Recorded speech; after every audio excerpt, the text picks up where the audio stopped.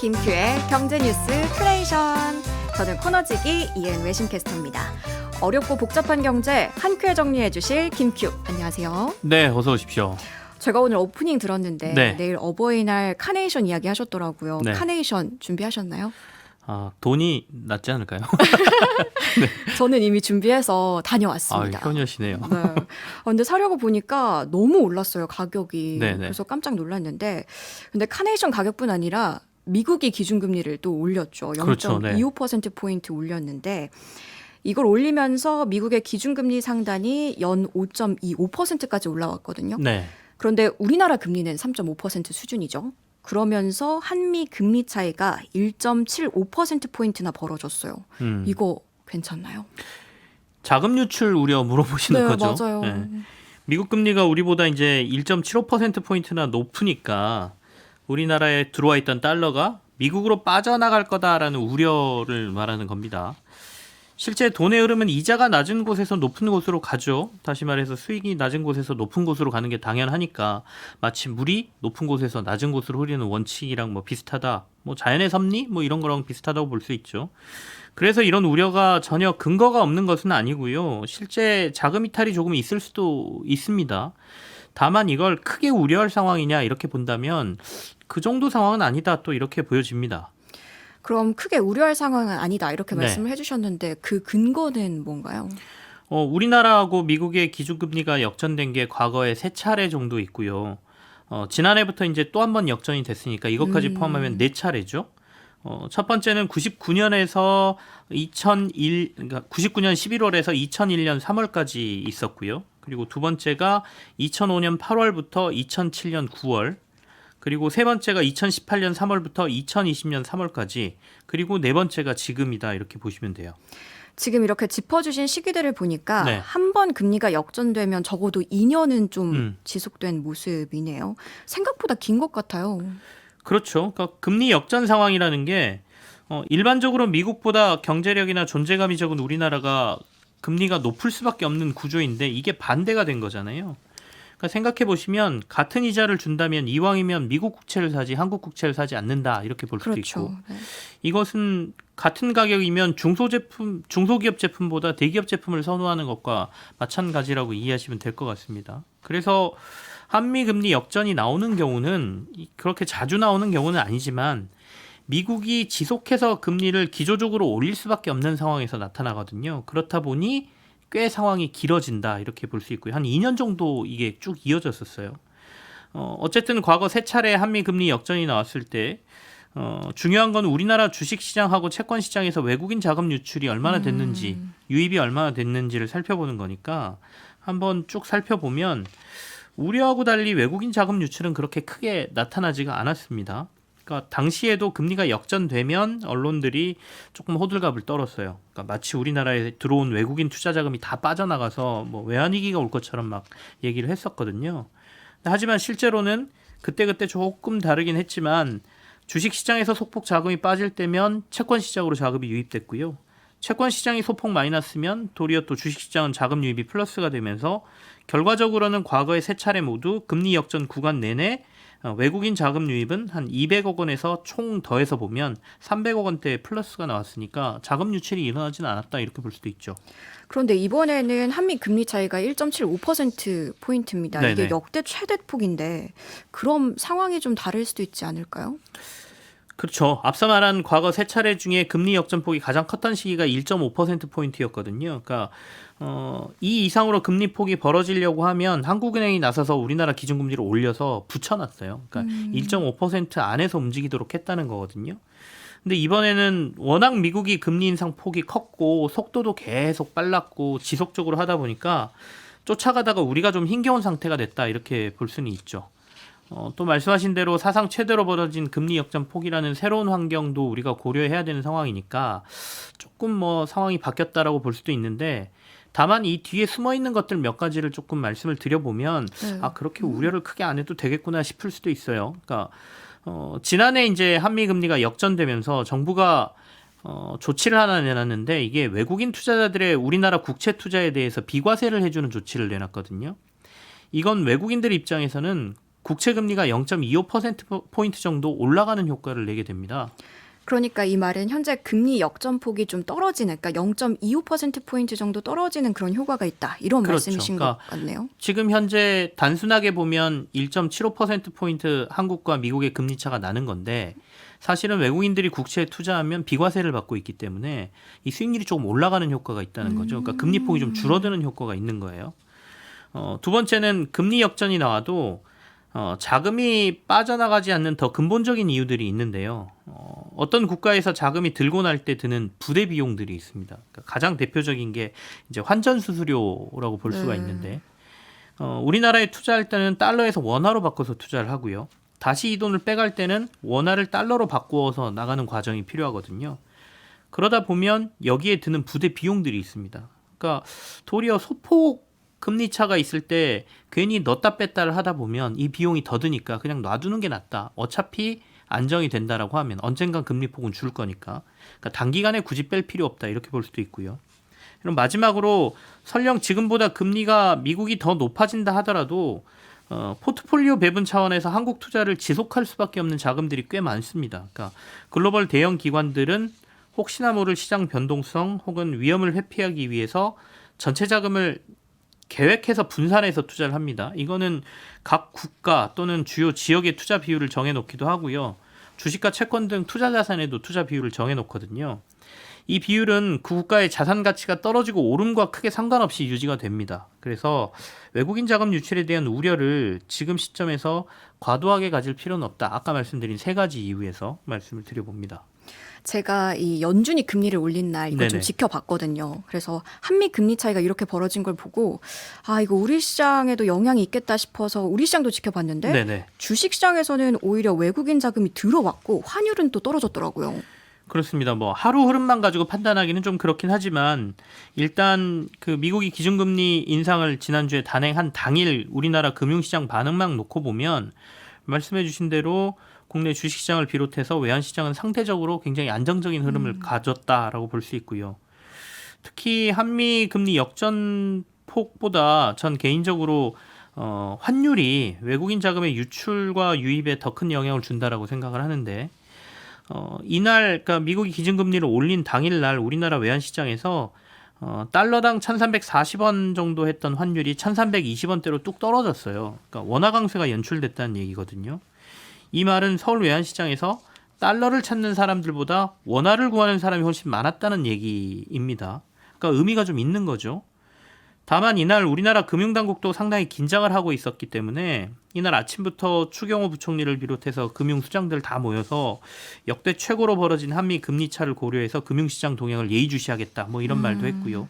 만약 필요하다면 적극적이고 빠른 조치를 시장이 하겠다 뭐 이런 말을 했거든요. 이건 어떻게 보면 일종의 구두 개입 메시지라고 볼 수 있습니다. 그래서 이 구두 개입 때문에 환율이 도리어 반대, 그러니까 원화의 강세가 나왔다 이렇게 볼 수도 있고 아니면 굉장히 상징적인 흐름을 보여주기 위해서 당국에서 실제로 시장에 개입했다. 우리는 안전하다라는 모습을 보여주기 위해서 개입했을 가능성도 조금 있어 보이는데 어쨌든 당일날 흐름으로만 본다면 우리가 과도한 우려를 할 필요는 없다라는 반응이 금융시장에서 나왔다 이렇게 볼 수 있습니다. 그렇군요. 그럼 앞으로 환율을 좀 더 눈여겨보면 좋을 것 같다. 이런 말씀이신 것 같네요. 네, 맞습니다. 이어서 좀 하나 더 체크해 주시면 좋을 것 같은데요. 연일 외신에서 미국 디폴트, 미국이 채무 불이행 사태에 빠질 수도 있다. 이런 이야기들이 나오고 있어요. 그렇죠. 미국이 디폴트를 낸다? 이건 사실 상상이 잘 안 되는 거지 않습니까? 그래서 미국은 돈이 부족하면 기축통화 국가니까 자신들이 그냥 찍어서 쓰면 되는 거 아니에요. 근데 무슨 디폴트야? 이렇게 생각하시는 분들도 있을 텐데 미국이 매년 대규모 적자를 내면서도 큰 문제 없이 버티는 거는 뭐 방금 전에 얘기한 대로 진짜로 돈을 찍어서 쓰고 있기 때문이거든요. 근데 다만 미국도 막무가내로 찍어서 자기들이 쓰고 싶을 때 마음대로 쓰는 것은 아닙니다. 그래서 매년 예산이라는 걸 정해놓고 세입 세출을 맞춰야 하기도 하고요. 또 나름 부채 한도라고 해서 상한선을 좀 그어놨습니다.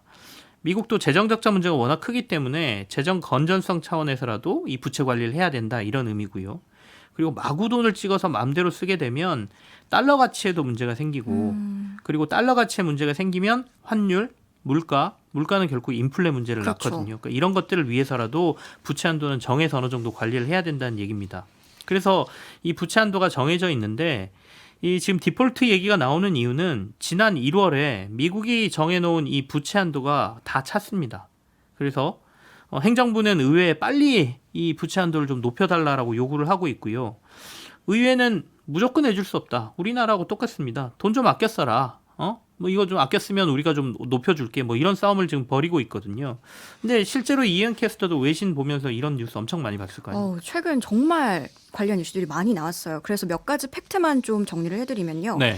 일단 이 연방부채 상한선이 31조 3,810억 달러, 우리 돈으로 하면 4경 2천여 조 원. 4경. 네, 대단하죠. 미국의 부채 한도는 그러니까요. 우리 돈으로 4경이 넘는다. 네. 네. 근데 이게 다 찼다는 거잖아요. 네.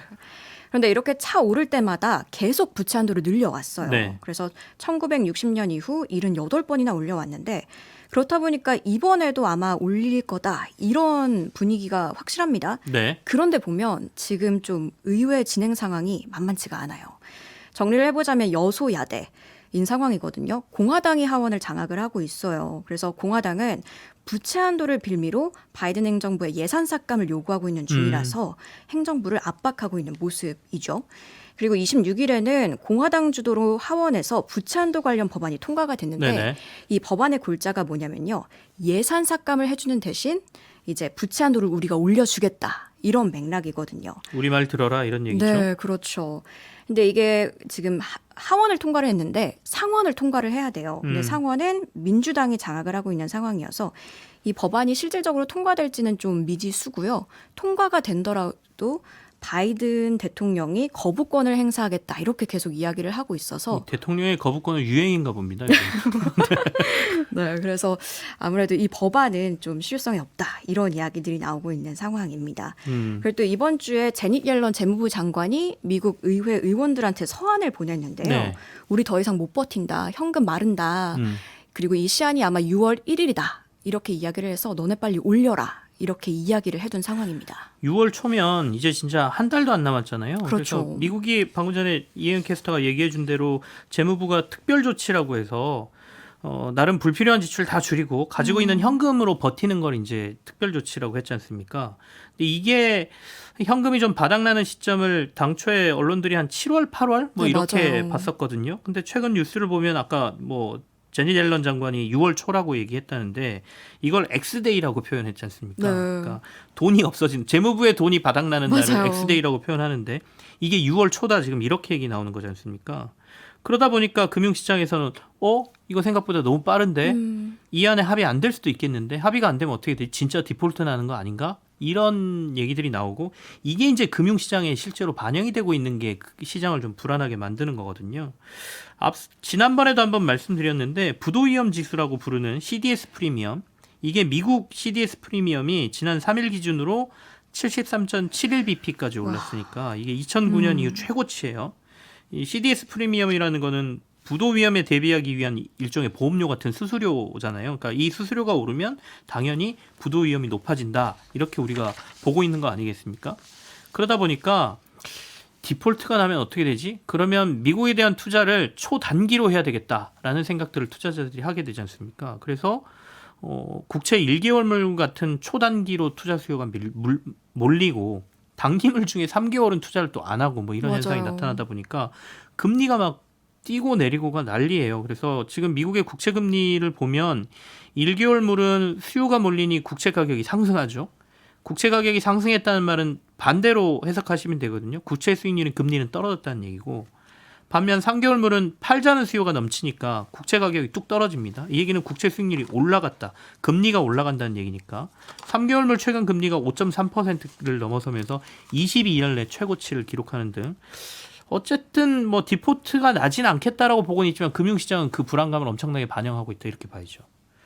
근데 이제 저는 이걸 보면서 도대체 그러면 대안이 뭘까? 의회에서 그렇죠. 계속 이렇게 부딪히면 맞아요. 그래서 대안이 저는 개인적으로 굉장히 궁금한데 혹시 외신이나 이런 데서 대안에 대해서 다루는 내용이 있던가요?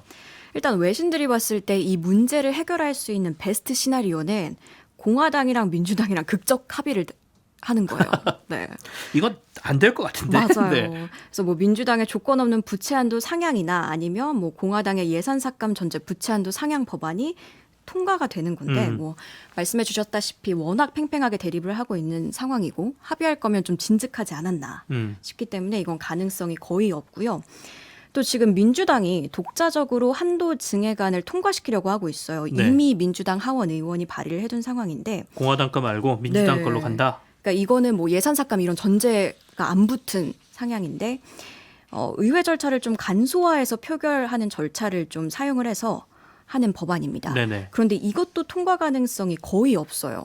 왜냐하면 이게 통과를 하려면 하원 과반인 218석을 확보를 해야 되는데 민주당 하원 의석이 213석이거든요. 그래서 공화당에서 이탈표가 나오지 않는 이상 통과 가능성이 거의 없는 상황이죠. 네.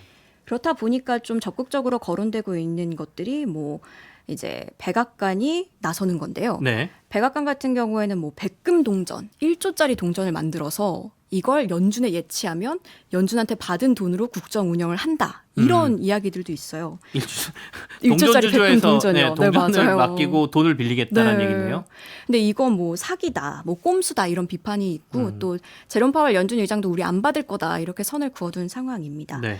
그래서 이거 대신에 좀 적극적으로 거론되고 있는 게 수정헌법 14조를 좀 확대 해석하는 법안이에요.